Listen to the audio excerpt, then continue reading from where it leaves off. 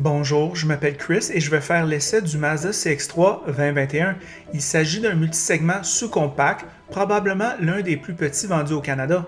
Certains considèrent cela plus comme une Hayon et il y a du mérite à cela. Je vais regarder l'extérieur, l'intérieur et le sortir sur la route. Le style extérieur de Mazda ne déçoit pas et j'ai entendu des propos la décrire comme mignon. Petit et attachant à l'extérieur, on peut dire la même chose de l'intérieur qui a du charme. Mon testeur est le modèle intermédiaire GS.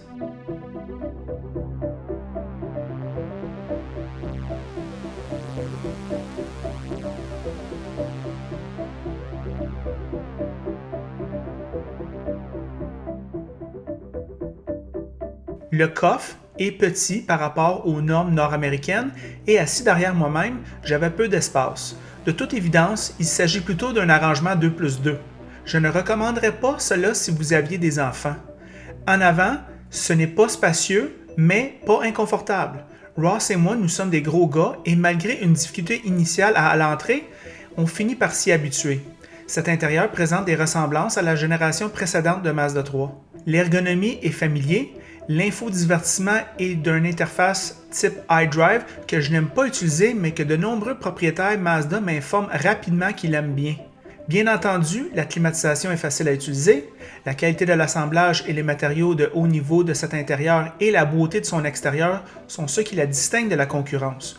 Vous payez un peu plus, vous obtenez plus. Le modèle de base couvre les nécessaires tels que l'air climatisé, CarPlay Auto et le G-Vectoring qui utilise le logiciel et autres pour améliorer la sensation de la voiture lors de prise de courbe. Il y a une garantie de 7 ans contre la rouille pour rassurer car les Mazda étaient réputés pour rouiller il y a 10 ans. La GS est livrée avec des sièges en tissu de qualité supérieure, tout est chauffé, un système de climatisation et des jantes en alliage de 16 pouces raisonnable. Il existe un ensemble de luxe en option et un ensemble d'apparence personnalisée avec le modèle 4 roues motrices uniquement.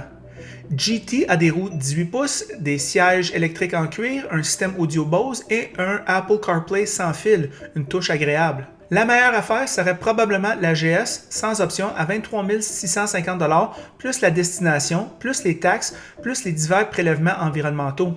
Le moteur 4 cylindres est un 2 litres qui produit 148 chevaux et 146 livres de coupe avec une automatique 6 vitesses. Malgré sa taille, c'est un Top Safety Pick Plus de IIHS. L'économie de carburant est 8,6 litres en ville et 7,4 litres sur l'autoroute. Voici nos réflexions sur la route. Bonjour les amateurs de voitures, aujourd'hui avec Ross, il m'apporte le Mazda CX-3, le modèle GS, le modèle juste au-dessus du modèle entrée de gamme. C'est une sous-compacte en Amérique du Nord. Ross, qu'est-ce que tu en penses de ce véhicule-là? Bien, première génération du CX-3.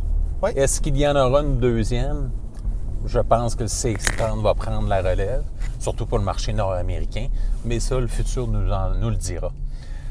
Top Safety Pick Plus, selon les DHS. Les pour, ben, ce que j'aime de ce véhicule-là, comme tous les véhicules Mazda, la belle signature visuelle. Oui. Toujours vraiment là, fait avec goût. Une conduite agréable, très sportif, facile à stationner, changement de voie rapide, c'est vraiment plaisant. Sécurité passive poussée également avec l'assistance électronique, des choses comme ça. Qualité de finition intérieure, on est dans un modèle de milieu de gamme ici, pas trop équipé. Finition, moi que je trouve là, que des véhicules de 5-10 000 $ plus dispendieux ne sont pas à ce niveau-là. Fait que chapeau Mazda. Bonne tenue de route, comme je le disais, une direction précise, Android Auto, Apple CarPlay. Fait que véhicule tout de même bien équipé. Les comptes, ben, beaucoup moins spacieux que ses rivaux. Probablement idéal pour le marché européen où c'est plus facile à stationner. Suspension, ben, un peu soutiante, comme tu peux le voir. Évidemment, on n'est pas dans les meilleures routes au monde. On est à Montréal. Fait que, on le ressent. La suspension est sèche, puis ça se ressent dans l'habitacle. Transmission qui est un petit peu lente, la 6 vitesses, mais très fiable. Faut le noter, là. L'espace arrière également très réduit pour les places arrière. Le coffre, c'est pas gigantesque non plus, c'est minimaliste. Ça fait le travail. Système d'infodivertissement, ben, je pense que tu en faisais la remarque.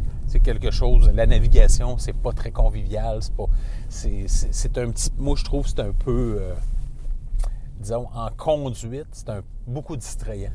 Fait que c'est pas la qualité de l'écran, parce que le contraste est très bon. Ouais. J'ai pas de problème à ce niveau-là. C'est plus la façon de naviguer là, dans les menus. La concurrence, ben, il y a quand même des joueurs. C'est une catégorie qui n'existait pas il y a à peu près 5 à 10 ans. Et maintenant, c'est de plus en plus de joueurs se joignent à ce créneau-là. La concurrence, ben, le Buick encore, on pourrait parler de l'ancienne génération et la nouvelle. Le Chevrolet Trax également. Fiat 500L, si vous aimez le look. Ford EcoSport, qui devrait changer sous peu. Hyundai Venue. Kia Soul. On pourrait parler aussi peut-être du Kia Seltos, qui pourrait se rajouter dans ce créneau-là. Nissan Kicks. Et pour terminer, le Toyota CHR. Fait que, quelles sont tes premières impressions sur le Mazda CX-3 GS 2021? Sont mitigés, Ross. Si tu es une personne qui veut quelque chose de cette taille-là, on parlait hors caméra, moi je trouvais que c'est un véhicule qui a peut-être vraiment sa place en Europe. Oui. Parce que sinon, je ne sais pas, là, j'étais assis en arrière moi-même, je n'étais pas capable de m'asseoir derrière moi-même, j'ai juste 5 pieds 9. Ouais. Alors à ce moment-là, pour le marché nord-américain qui requiert toujours plus gros, ben c'est compliqué pour la petite famille, disons. Par contre, pour les couples, peut-être les boomers qui restent maintenant en condo. Couple pas d'enfants, ça peut être assez idéal. Peut-être. Exact. Ouais. Ça pourrait être bien, surtout si tu te sens bien ici en avant. Il y a quand même une conduite nerveuse qui est agréable, qui est à non négliger, raffinée, je te dirais. C'est pas juste une suspension dure, là. C'est vraiment raffiné et c'est confortable en même temps. Pour se stationner, on n'aura pas de problème.